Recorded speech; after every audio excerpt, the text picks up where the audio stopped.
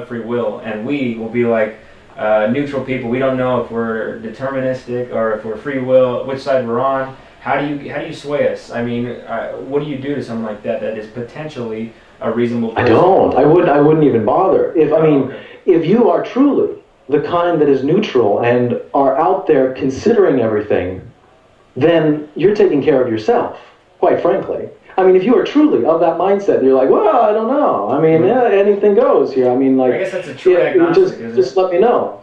Yeah. Well, and that might be. You know, if like I was going to get a bonus at the end of the month for every person I made a convert. Let's play that game. You know, in that case or something like that, I would do the same way, I guess, as anyone. You ask them questions. You say, how do you explain this? How do you explain that? What is this? What is that? And ultimately, any amount of persuasion is going to have to come from them. It has to be a self-insight. Otherwise, we're brainwashing them, okay, if it comes from the other direction.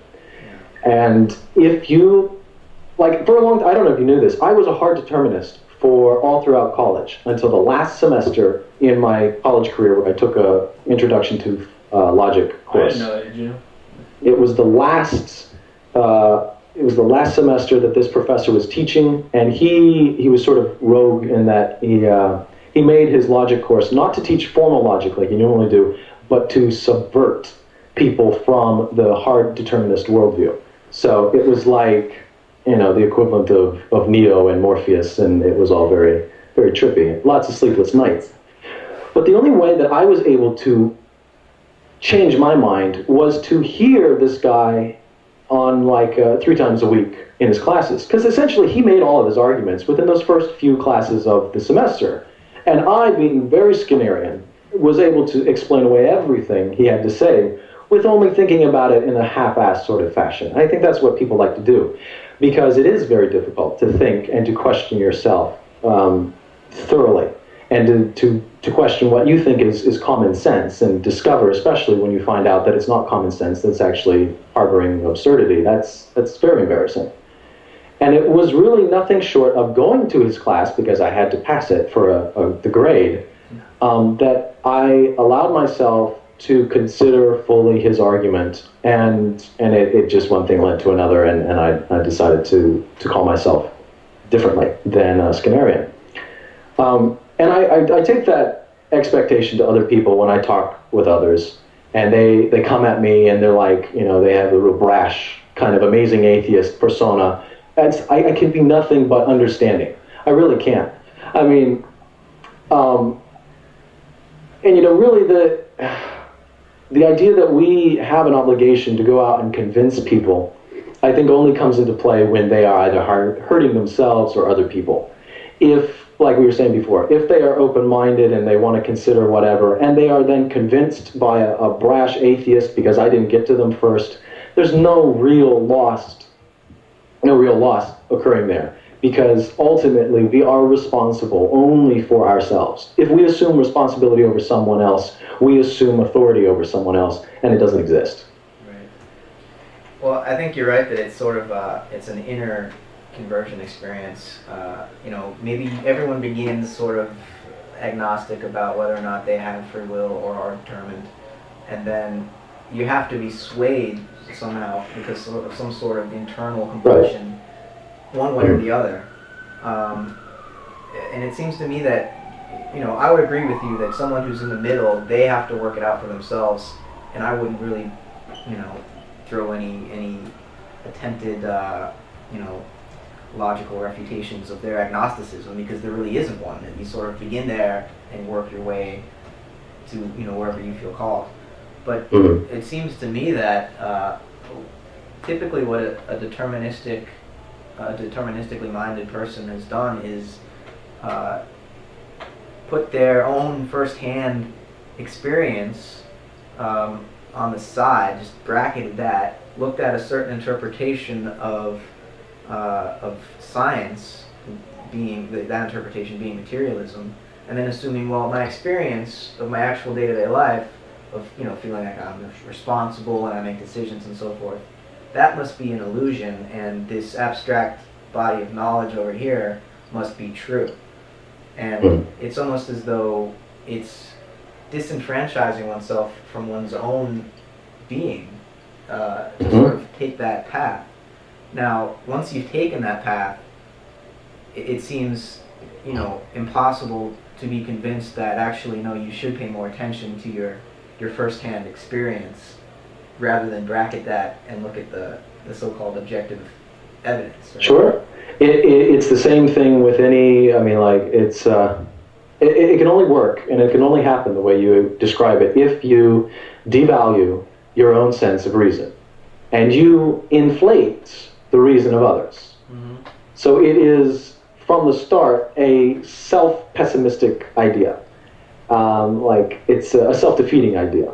It's to say that the inner workings of my own logic is somehow qualitatively less than the laws of logic that operate in these other people that call themselves professors and quantum physicists and so on.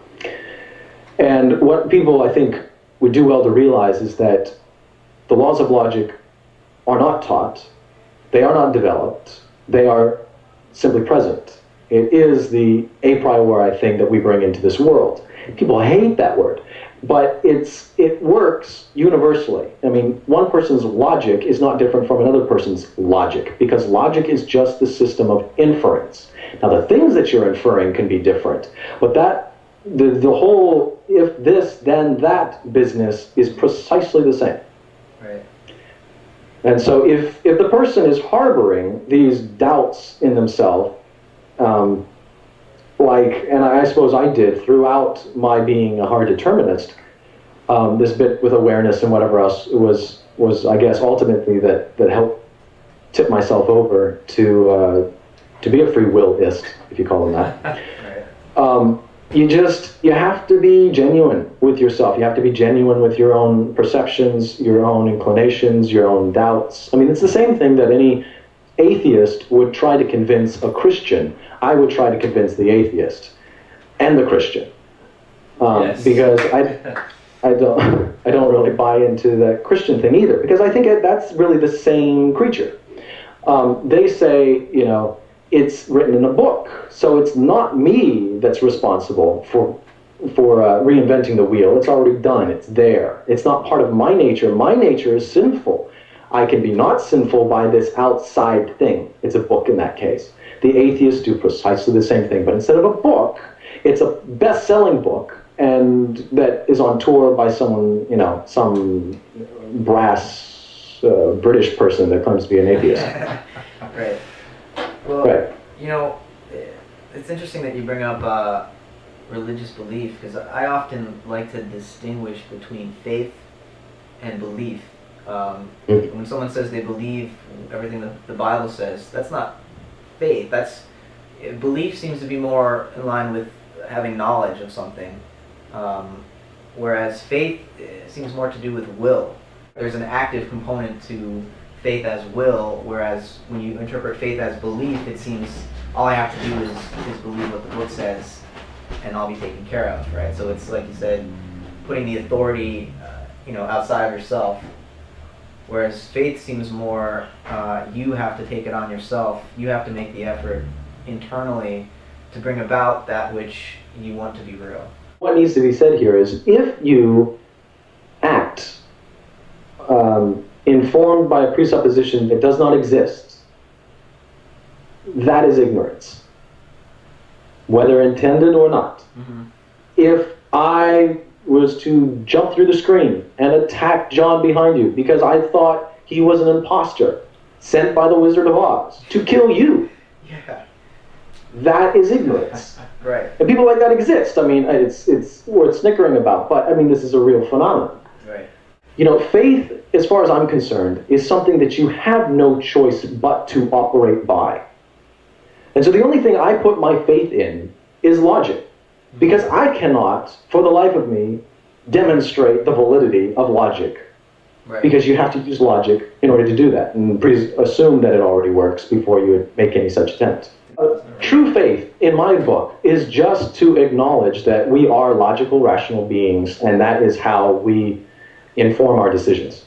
Right. And that we have no choice but to have faith in that intuitive connection we have with what we assume to be the principles of the universe. It's logic, inference. I definitely appreciate you coming on. You'll be the first guest on our new Holons network, and Absolutely. we'll probably ask you to come back. I would appreciate that. Sure. Maybe if we get Uvu working, we can do a dialogue with multiple people at once, so that we can have different visitors and have more viewpoints flying back and forth. We can get the staunch determinist atheist. It would be nice to have more disagreement, wouldn't it? Yeah. Sure. So, I agree. yeah, we'll be in touch. Sounds good, guys.